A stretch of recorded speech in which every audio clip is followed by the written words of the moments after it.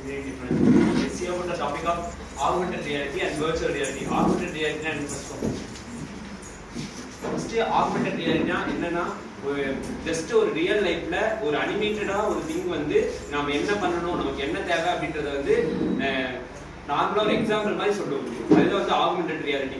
இதுக்கும் augmented ரியாலிட்டிக்கும் virtual ரியாலிட்டிக்கும் என்ன டிஃபரன்ஸ்னா, augmented reality real லைஃப்ல இருக்க இமேஜ் வந்து பேக்ரவுண்ட் இருக்கும், அதே விர்ச்சுவல் ரியாலிட்டில 3D இமேஜ் பேக்ரவுண்ட்ல இருக்கும். 3D இமேஜ் வந்து யூஸ் பண்ணும்போது நம்ம ஹெட்ல வந்து யூஸ் பண்ற மாதிரி இருக்கும். அதே ஆகுமெண்டட் ரியாலிட்டி யூஸ் பண்ணும்போது நம்ம லேப்டாப், ஐபேட்ஸ், மொபைல் ஃபோன் இந்த மாதிரி இதுக்குள்ள யூஸ் பண்ணிக்கலாம்.